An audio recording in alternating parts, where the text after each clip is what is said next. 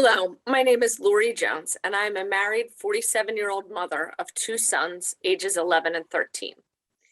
In June of 2016, I was diagnosed with uveal melanoma. I had a large 10-millimeter tumor in my eye. Within 3 weeks, I had radiation plaque therapy. The treatment was successful and the tumor in my eye resolved. Unfortunately, some of my radiation damage from the treatment did not resolve, and I've had subsequent follow-up for that. Through genetic testing of the tumor, I learned that I had a moderate chance of metastasis. This took about 3 years for the metastasis to appear. Once the metastasis appeared in my liver, I was asked to participate in a trial that would require me to commit 1 day a week for 1 to 2 years, possibly 3 years, with the hopes of extending my life 5 years. I refused after starting an integrative approach, and my new scan showing my cancer was stable. Unfortunately for my type of cancer, conventional medicine has little to offer me. At the urging of my sister, I had spoken with a friend who helped her husband find and use a complementary approach to fight his brain cancer. This conversation led me to read the book, The Metabolic Approach to Cancer, and to start making adjustments to my health. I am very thankful that I did. With the help of my integrative practitioner, I began to treat my cancer by shifting my priorities. I learned how my cancering process began and what I needed to do to live a healthy and happy life. I am eating clean, using mistletoe. I did hyperbaric oxygen therapy to help with that radiation damage for 3 months. I use daily saunas followed by an ice bath. I meditate, I practice yoga, I do HIIT exercise, which is high intensity interval training. I use castor oil packs on my liver and my lungs and my entire abdomen. I walk, I engage my support system, which is incredibly important, and I work hard to make my life as stress-free as possible. What I appreciate most about this approach is the focus on living. I often think, what if I get away with treating my cancer this way? It still seems a little bit unreal to me, and at times it feels like I'm cheating. It's been scary to speak up to my oncologist about what I was really doing and why I wasn't choosing his approach at the time. As far as I know, I'm the only person in the United States fighting uveal melanoma this way. It's a little scary at times, but exhilarating. It makes me want to scream from the mountaintops and inform people that there is another way. Today, my cancer remains stable. We have found some more spots. So it originally metastasized to my liver. There are a couple of small spots in my lungs, but my blood work is stable and has steadily improved over the past year or so. The tumors are still present, but too small to even really treat. My oncologist now asks me for my monthly plans. He wants to know exactly what I'm doing to fight this cancer. And in my last appointment, he told me that I should keep doing what I'm doing. And I really got the impression that he wants me to keep doing what I'm doing. He wants to see what's going to happen. It's been 2 years, and he's been pretty amazed with my progress. Due to a gene mutation that I have, he recently told me that most people with this mutation metastasize quickly and die. If it weren't for my integrative approach, I know I would be another statistic. To think that my treatment protocol of combining the best of integrative therapies and conventional treatments under the right parameters can be under one roof would be incredible. I am excited to know that there will be such a place soon at the Institute of Health. I wish others would have the access to an approach that would change cancer outcomes. Well, tell me something with the change in outcomes.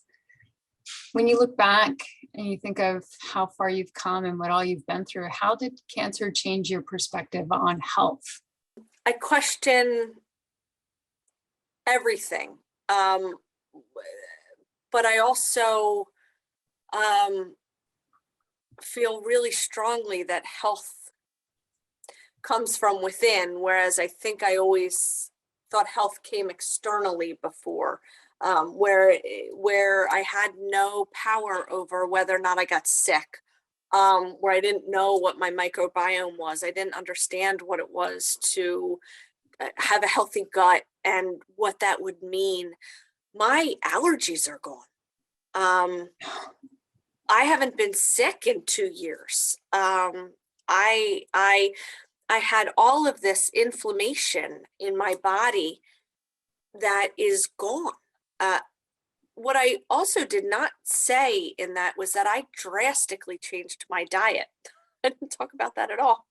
Besides eating clean, I am on a keto Mediterranean paleo-ish diet. High fat, very low carb, moderate protein that really seems to work for my body and has helped me be healthy.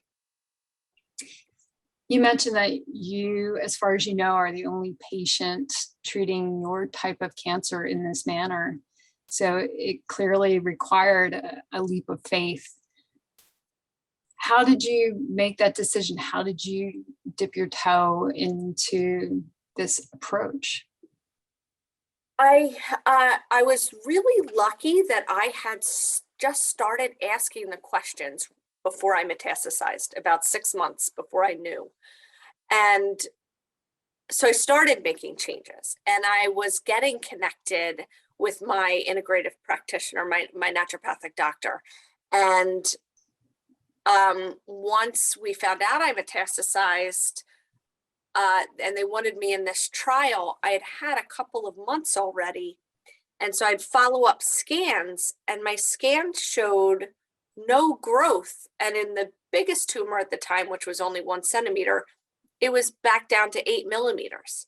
And I said, well, why would I do this if I'm keeping myself stable? And so I refused the trial. And they thought I was crazy, but I just didn't feel like it had enough to offer me if I was doing the same thing that it promised. What do you tell people who are inspired by, what they see you doing? I tell them to keep an open mind. If I tell them to read The Metabolic Approach to Cancer, I tell them to read Radical Remission, which was a book that gave me a lot of hope. I tell them that I'll talk to them about any of this and to help along the way. I think one of the hardest things is to receive that diagnosis and feel so strongly that this is an emergency, and learning over the past 2 years that usually cancer is not an emergency, and that you do have time to really do some research and figure out what you want your next steps to be, not what other people want your next steps to be, but what you want them to be. What you just said speaks to how empowered you are now.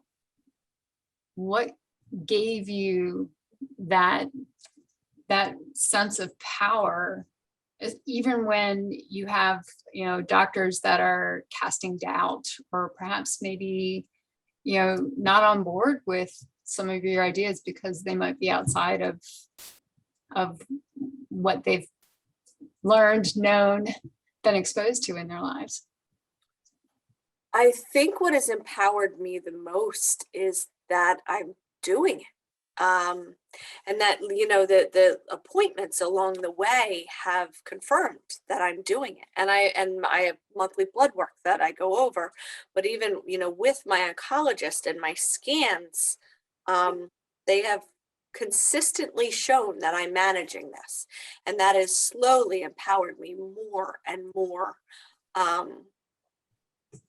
to just be confident in what I'm doing. I'm not confident all the time. I'm still not confident all the time. But I am certainly more empowered than I was 2 years ago. I do not hide anything from my oncologist anymore. I used to, maybe not tell him all of the naturopathic things I was doing, but I don't, I am upfront. And I think his slow turn, his slow change of these past 2 years has really helped empower me. Can you explain a little bit more about the different roles of people that you would say are your team that are helping you with this approach? Absolutely. So my team consists of, first and foremost, my naturopathic doctor, who has been with me every step of the way along this journey. And she consults with Dr. Nisha Winters on the metabolic approach, and I'm treated under those guidelines.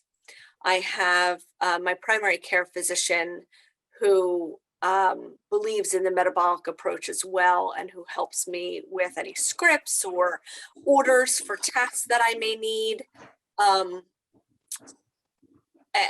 is holistic in her approach as well. And it was very important to find. I also have a doctor for my low dose naltrexone, and I have a chiropractor who helps me out.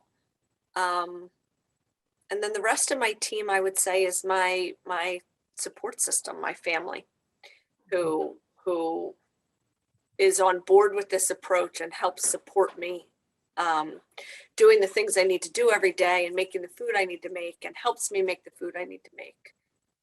Mm-hmm. In closing, I'd like to say that this has been the scariest 2 years of my life, the most life-altering 2 years of my life, and the most eye-opening 2 years of my life. I don't think any of this is easy, and it's so worth it to take the extra time and learn about a different way that you can approach your life, approach your health, and approach your cancer.